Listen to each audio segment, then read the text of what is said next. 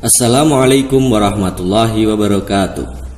Hai sobat pintar, by the way, gimana kabar kalian semua? Mudah-mudahan baik-baik saja ya. Pada video kali ini, saya akan membahas tentang bagian-bagian sel. Tahu dong apa itu sel? Yap, sel adalah unit struktural dan fungsional terkecil penyusun tubuh makhluk hidup. Saking kecilnya, kita butuh bantuan mikroskop cahaya yang ada di lab sekolah kalian untuk melihatnya. Seperti ini nih. Namun mikroskop cahaya hanya dapat melihat bentuk dan bagian luar sel. Oke, agar mudah kalian pahami, saya akan jelaskan dengan aplikasi 3D Cell World yang dibuat oleh View. Langsung saja yuk kita simak pembahasannya.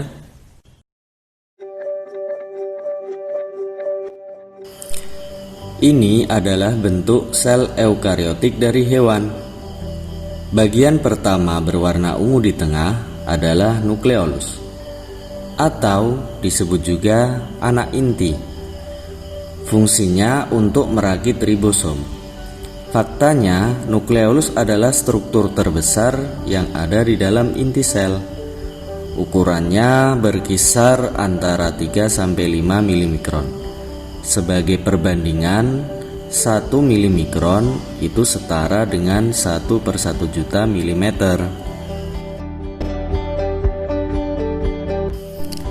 Berikutnya ribosom. Meskipun ukurannya kecil dan mungil, dengan diameter berkisar 20 nanometer, tetapi fungsinya sangat penting, yaitu mensintesis protein.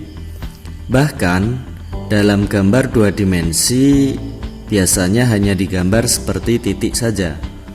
Bagian yang berwarna merah itu disebut subunit besar, dan yang berwarna biru disebut subunit kecil.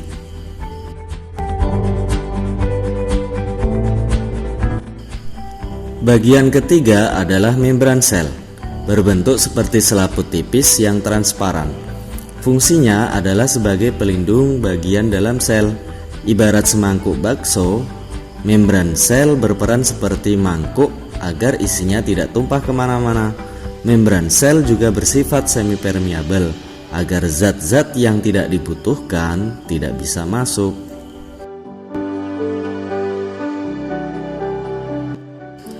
Berikutnya badan Golgi. Kalau kamu lihat, kira-kira bentuknya seperti apa ya? Mungkin seperti sinyal wifi kali. Badan Golgi ini memiliki peranan penting dalam sekresi sel dengan cara membentuk kantung vesikula. Badan Golgi juga berperan dalam sintesis lisosom. Kira-kira ukuran panjangnya 1-3 mikrometer dengan lebar 0,5 mikrometer. Lanjut ke organel yang kelima. Bagian berwarna kuning seperti ranting ini adalah retikulum endoplasma halus, atau sering disingkat saja RE halus. Memiliki fungsi sebagai pensintesis lemak serta steroid. Selain itu, retikulum endoplasma halus juga membantu dalam transportasi zat di dalam sel.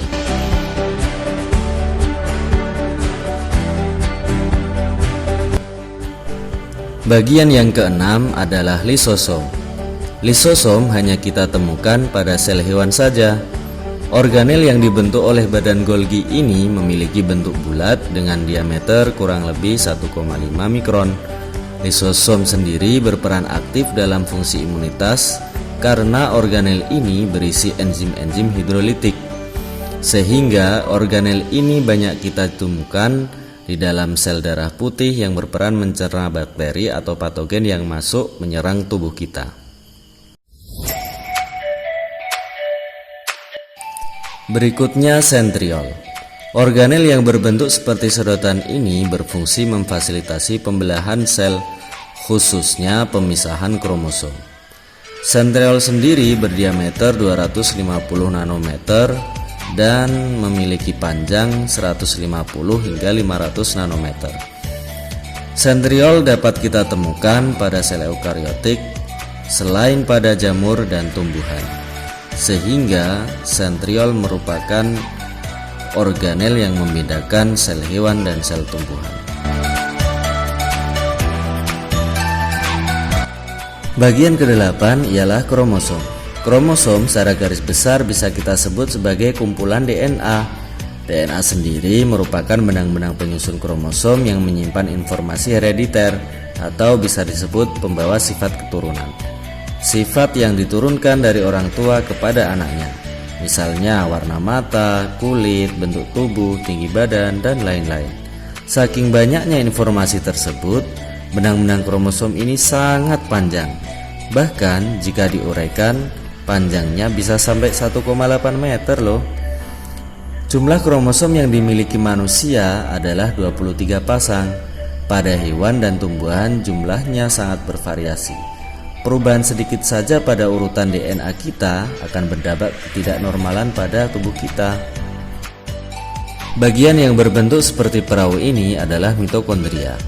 Mitokondria sering juga disebut sebagai rumah energi, karena organel inilah yang berperan sebagai penghasil energi dalam bentuk ATP. Ada hal unik dan menarik tentang mitokondria, karena organel ini hanya diwariskan dari ibu saja, tetapi tidak dari ayah.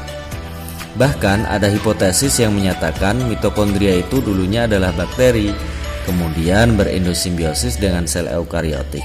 Tentunya hal ini didukung dengan beberapa bukti. Misalnya, seperti struktur dan bentuknya itu mirip dengan bakteri, bahkan memiliki struktur DNA tersendiri, dan bukti-bukti lainnya. Bagaimana menurut kamu? Bagian ke-10 ialah inti sel, atau disebut juga nukleolus. Inti sel berperan sebagai pengatur atau pengendali metabolisme sel. Jika kamu amati, inti sel yang ada di sini memiliki membran inti. Bagian inilah yang mendasari pembagian sel menjadi dua jenis, yaitu sel eukariotik yang inti selnya dilindungi oleh membran inti, dan prokariotik yang inti selnya tidak memiliki membran inti seperti misalnya bakteri.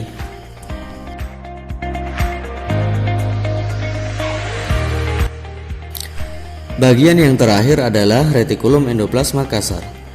Yang membedakannya dengan retikulum endoplasma halus ialah adanya ribosom yang menempel. Karena retikulum endoplasma kasar memiliki ribosom yang melekat, maka organel ini juga terlibat dalam sintesis protein. Ciri lainnya adalah organel ini kalau kita lihat itu tampak melekat pada membran inti sel.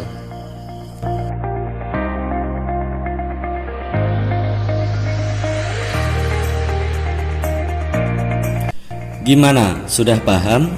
Semoga kalian bisa lebih memahami tentang sel setelah menonton video ini ya. Sekian untuk video pembelajaran kali ini. Thanks for watching and see you next time. Wassalamualaikum warahmatullahi wabarakatuh.